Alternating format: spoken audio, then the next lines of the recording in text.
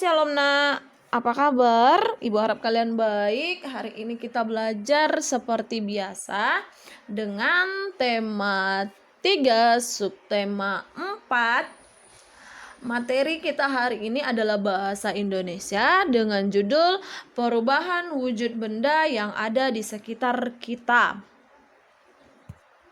Tetapi kita sebelum masuk ke dalam materi, alangkah baiknya kita berdoa terlebih dahulu di rumah masing-masing. Selanjutnya adalah sebuah informasi tidak hanya terdapat dalam sebuah teks. Informasi tentang perubahan wujud benda juga dapat ditemukan dalam sebuah cerita bergambar. Perubahan benda dari cerita bergambar ini misalnya proses pembuatan garam. Langsung saja kita lihat gambarnya. Yang pertama adalah kita melihat di gambar pertama menyiapkan petak-petak tambak, dan gambar yang kedua berupa mengisi tambak dengan air laut. Gambar yang ketiga adalah menguapkan air laut selama 210 hari. Kemudian yang terakhir adalah memanen gambar sebelum musim kemarau berakhir.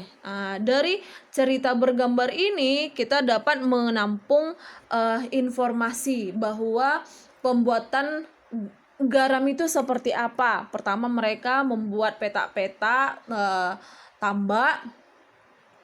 Kemudian setelah membuat petak-petak tambak itu, mereka mengisi tambak dengan air laut. Maka air laut itulah yang akan menguap selama 210 hari. Kemudian setelah 210 hari petani akan memanen garam sebelum musim kemarau. Jadi kita dapat mengambil informasi dari gambar bagaimana cara pembuatan garam tersebut.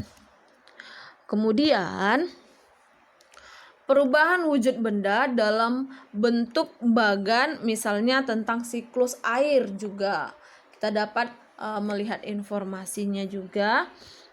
Yang pertama adalah sinar matahari memanaskan air ada di bumi sehingga mengalami penguapan. Lalu itu yang disebut dengan evaporasi. Kemudian uap air naik. Lihat, uap air naik menuju atmosfer bumi dan mengalami pendinginan sehingga membentuk titik-titik air. Kemudian setelah itu yang disebut dengan kondensasi. Dari kondensasi kita langsung ke presipitasi. Yang dimaksud dengan presipitasi adalah titik-titik air akan membentuk awan yang mengandung banyak air. Akan menjadi lebih berat jika sudah tidak mampu lagi menampung air atau menampung titik-titik air, maka titik-titik air akan jatuh ke bumi sebagai hujan. Itu yang disebut dengan presipitasi.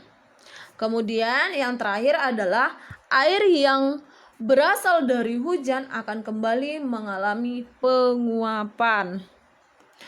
Itulah yang disebut dengan siklus air. Bagaimana terjadi air hujan itu. Seperti itu. Terima kasih buat perhatian anak-anak Ibu.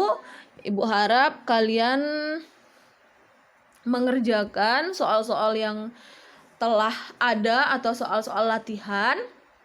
Jangan lupa ketika kalian ada pertanyaan, silakan japri ke Ibu. Terima kasih dan shalom.